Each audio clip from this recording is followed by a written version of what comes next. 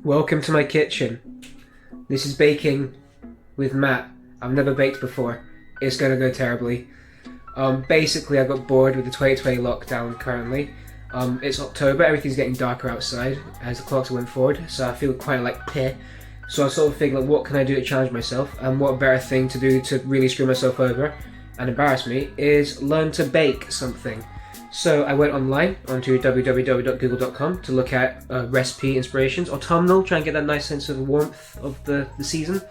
Nothing caught my attention, so I texted my mum asking her what's a good thing to bake for the first time. She said muffins, so we're making brownies today.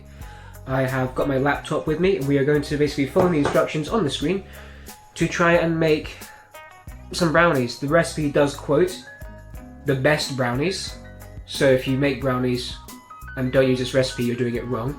I'm sorry. So like any good regular citizen, I'm going to start off with step 1 here. I'm not going to be completely chaotic. Step 1 is to cut 185 grams of unsalted butter into cubes. Important bit there is cubes. And tip into a medium bowl. So what we're going to do is, we're just going to follow the instructions, isn't it? What's this? 186. That will do. A gram over. Sure won't kill anybody. So you remember that important step where I said the important step? I even raised an index finger to say cubes. Guess what I bloody forgot to do? Right, mistake undone. These have been cubed up. Well, mainly rectangles, but I'm lazy like that. So, on to step 2. It is now break 185 grams of dark chocolate into small pieces and drop into the bowl. I have got a specific nondescript dark chocolate that we will be using. Mistake 2 I've made of the evening, and I'm not going to rectify it because this one I can't be bothered rectifying, is once again I need to get 185 grams of dark chocolate. The bar I bought is only 100 grams. We're just going to go with it. Right, so we now have our chocolate and our butter, or unsalted butter, in cubes into a singular bowl. Now we can move on to step 2 properly now. Fill a small saucepan with about a quarter full with hot water. Then sit the bowl on top of it so it rests on the rim of the pan, not touching the water. Put over a low heat until the butter and chocolate have melted, stirring occasionally to mix them. Oh, I know that trick. I've seen that a couple of times before. I know what I'm doing here. So now we've got our pan on the go with the hot water and the bowl of. Now it's just the waiting game. So how's your day been? Good. You're looking good today, by the way. Here you are. Don't know what it is, but well done you. Right, we switched out the spatula for the fork to actually break down everything a little bit more. And it's got to the whole melty stage yet, so we're going to do a quick taste test, I think, because why the hell not? So bear in mind this is just butter and not enough dark chocolate. Ready, ready? Oh, that's a flavour. Okay, not doing that again. This isn't a good start to my brownies, is it? This doesn't give me confidence. Step 3. Remove the bowl from the pan. Done. So we're now going to jump to step 4. While you wait for the chocolate to cool, position a shelf in the middle of your oven and turn the oven on to 180 degrees.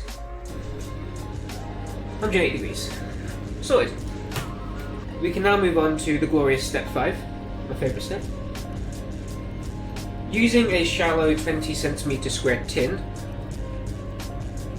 Does it have to be 20 centimeters?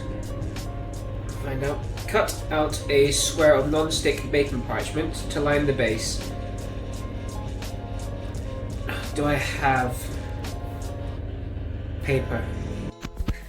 So it turns out your boy doesn't have any paper, baking paper, parchment, whatever it's called. So guess we're going to have to go to the shops very, very quickly. I'll be back in 2 seconds. So I'm not going to lie, I'm in the first shop right now, and it's not looking promising for baking paper already. Can't even find tin foil.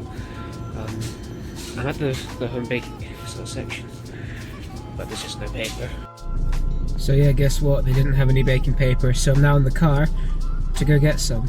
At least when I get home, the mixture should be at room temperature. That'd be nice. So yeah, let's get some paper. Right, we're back in the kitchen. We've got paper, grease-proof, as requested by the instructions. You're really doing a good today. I'm proud of you. So, using a shallow 20 square centimeters, 20 centimeter pan, which I'm assuming this will do with. Cut out a square of non-stick baking parchment to line the base. The next step then is, once you've got the paper cut up, apparently, is then need to tip 85 grams of plain white flour and 40 grams of cocoa powder into a sieve held over a medium bowl. I have all those things, so let's get some measuring done. I have all those things but another sort of mixing bowl, so I'm going to use this hilarious bowl with a face on it. Step now, step 7, this one's got eggs in it. So now we need to break 3 large eggs into yet another bowl, which I'll need to find. And tip in 275 grams of golden caster sugar with an electric mixer. I have my mixture. This looks so appealing, doesn't it? But I don't have an electric whisk. I have a fork and a dream. We're just gonna get busy with it. I'll see you in about 2 hours. We have finally achieved milkshake. My arms are like Popeye now. So what that means is we're now going to roll into step 8 finally. Pour the cooled chocolate mixture over the eggy mousse, then gently fold together with a rubber spatula. I have a rubber spatula. So this is the stage we're sort of at just now, and you know, I think we're doing good. I mean, this looks brownish. So moving on to the glorious of step 9, my favourite step. Hold the sieve over the bowl of eggy chocolate mixture. Resift the cocoa and flour mixture, shaking the sieve from side to side to cover the top evenly. That sounds easy enough to do. Right, step 10. Gently fold this powder using the same figure of 8 action as before to mix it in. The mixture will look dry and dusty at first and a bit unpromising. It's already not promising anyway, don't worry about it. But if you keep going, and very gently and patiently, it will end up looking gungy and fudgy. Gungy isn't a word I'd want to use. You know, I often think of this, you know, those old 90s game shows where all they did was gunge contestants. So let's just get this all folded in then. So I think we've successfully done that one. One of the concerning things was it didn't go gritty at all, it just went straight to gungy and fudgy. Which either means I'm either bloody amazing or this is just going royally the wrong way. Got a taste test here. I mean, it tastes nice, so that's something, I guess. So I'm going to assume I've done okay, and I'm going to move on now to the next step, which is now step 11. Is finally stir in the white and milk chocolate chunks until they're dotted through. Easy enough. Put in the oven and set your timer for 25 minutes. Simple as that. When the buzzer goes off, if it's not quite ready, you basically take it out and give it a little shake. If it wobbles, you're not quite done yet.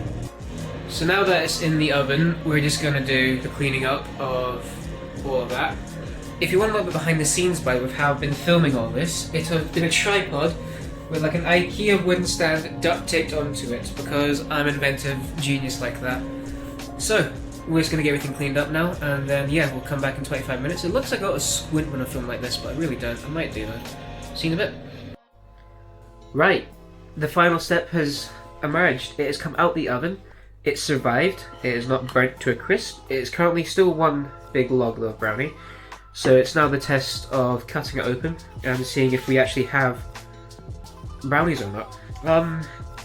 It looks pretty thick. I'm not sure if that was the right tin. We'll sort of see how this goes. Well, I mean, words can't really express my disappointment after all that. This is what we sort of look like right now.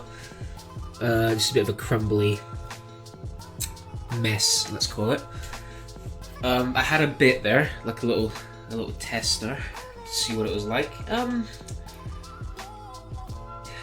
Yeah. I'm just gonna keep asking my mum to make me them. So, this has been Baking with Matt. It's been a disaster, as predicted, but we had fun, right?